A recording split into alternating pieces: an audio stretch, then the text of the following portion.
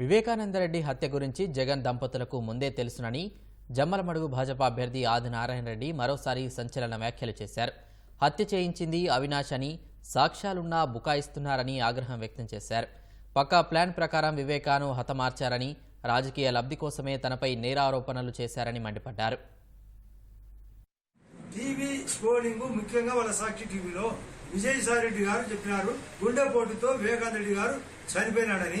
అక్కడ స్పాట్ లో ఉండే అవినాష్ రెడ్డి గారు వాళ్ళ మామ రవీంద్రనాథ్ రెడ్డి ప్రస్తుత సీఎం గారి యొక్క సొంత మేనమామ కమలాపురం ఎమ్మెల్యే ఆ రోజు నా మీద కేసు మోపినాడు. నేను చంద్రబాబు నాయుడు గారి ఆధ్వర్యంలో బీటెక్ రవి, ఇప్పుడు ఆ పార్టీలో చేరిన సతీష్ రెడ్డి అందరం కలిసి చంపినామంటారు. ఆ రోజు నారాసుర చరిత్ర అంటారు. కానీ ఇప్పుడేమంటాడు, అది హత్య చేసినది గంగిరెడ్డి అంటే ఆదినారాయణ కాదు, సోద్యం చూశాడంట. నువ్వు అవినాష్ రెడ్డి ఆ విధంగా చేస్తున్నాడని మీ మామ ఆయన ఓపెన్ గా చెప్తున్నాడు. మా అవినాష్ రెడ్డికి పూర్తి తెలియదు, అది హత్య చేసినది గంగిరెడ్డి అంట, కడిగినది గంగిరెడ్డి అంట అని. అట్టే కాకుండా శంకరయ్య అని సిఐ ఆయన ఓపెన్ గా స్టేట్మెంట్ ఇచ్చినాడు. ఇది హత్య హత్య అని చెప్తాంటే కూడా నోరు పంపించేది ఎవరు? నువ్వు ఎట్లా నోరు పంపిస్తావు? 201 సెక్షన్ ప్రకారం హత్య ప్రదేశంలో హత్య నేరాన్ని రూపు మాపుతేది చూసేది కూడా కేసే. నువ్వు ముద్దాయి కాదని ఎట్లా చెప్తావు? నీ ఇంట్లో గూగుల్ టేక్అవుట్ ఉంది, సీబీఐ చెప్తాంది.